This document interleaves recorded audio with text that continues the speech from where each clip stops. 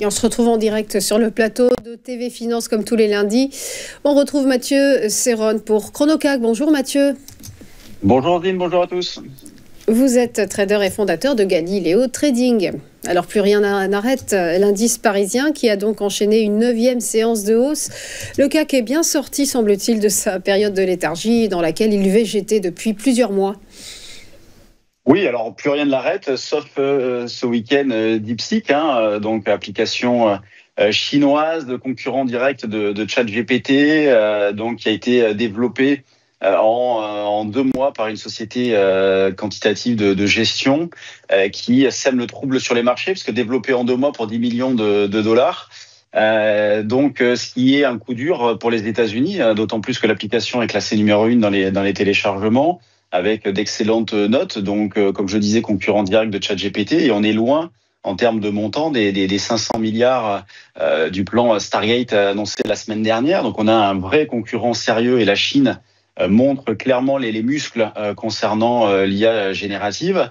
Dans ce contexte-là, eh bien, on a des indices qui sont en net repli, qui est actuellement en repli de 0,44%. Alors c'est pas bien méchant, mais la sanction est plus sévère aux États-Unis, avec un futur Nasdaq qui est actuellement en repli de 2,8%, 1,7% sur le SP500.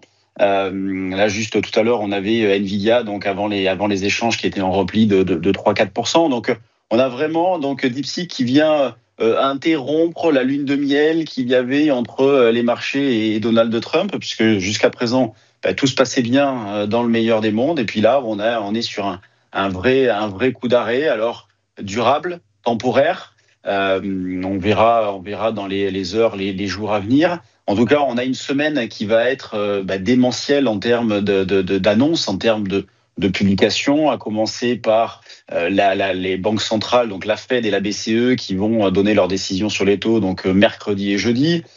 Toujours mercredi, nous aurons les résultats de Meta, Microsoft et Tesla. Jeudi, Apple et Amazon. Nous aurons eu précédemment, donc demain soir, en ce qui nous concerne, LVMH, et puis un petit peu plus tard dans la semaine, Sanofi. Donc vous voyez des poids lourds un petit peu partout sur la planète. Donc dans ce contexte-là, comment aborder le CAC 40 ? Justement, c'est pas chose aisée. Vous le disiez, le CAC est donc sorti de sa léthargie. Moi, je vous indiquais ces derniers temps que je surveillais la rupture des 7525 pour envisager une amélioration. Ce niveau-là a été explosé, et puis tout de suite, nous avons eu un relais d'une grande violence. Les achats sur repli la semaine dernière n'ont pas été évidents à réaliser, dans la mesure où des replis, il y en a eu très peu, et nous avons eu une nouvelle fois l'illustration de marchés qui sont très, très algorithmés. Vous voyez, avec des hausses sans discontinuer, qui s'arrêtent notamment à la clôture, jusqu'à atteindre, on le sait maintenant, un point haut, au moins temporaire, vendredi, donc avec une forte accélération. Moi, dans une optique, on va dire, à moyen terme, sur un repli un petit peu significatif, je vise la zone autour des 7650, 7700 points. Donc, je verrai si j'affine ce scénario-là. Pour l'instant, je reste là-dessus.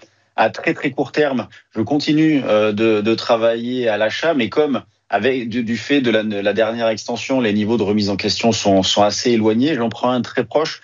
Je vous invite à surveiller donc sur le futur un support autour des 7840 points, considérant que tant qu'on est au-dessus, on est plutôt du bon côté, et puis en dessous, au moins à court terme, on viendrait se neutraliser un petit peu. Vous voyez, je regarde en même temps parce que j'ai tenté un petit achat à 7860 tout à l'heure que je viens de sortir, donc j'avais coupé le son. Donc je travaille toujours dans cet esprit-là, avec des achats donc à privilégier à court, moyen et même long terme. Mais comme je le disais, le moyen-long terme, plutôt sur un repli un peu plus important, autour des 7650 points idéalement. 7650 points, pourquoi ce niveau-là ? On aurait déjà un repli de 3-4%, donc ce qui est souvent intéressant, qui ne remet absolument rien en question. Et ça correspondrait à environ 50% donc, du dernier mouvement de hausse amorcé mi-janvier. Donc c'est toujours des ratios qui sont intéressants à surveiller. Et donc à court terme, des achats au-dessus de 7840 pour ce début de séance, donc 7850, 7860 par exemple, avec un stop possible proche, juste sous les 7840. Merci beaucoup pour votre décryptage, Mathieu Serron. Belle journée à vous. À suivre après une nouvelle pause, les Market Movers de Bernard Pratz-Desclaux. À tout de suite.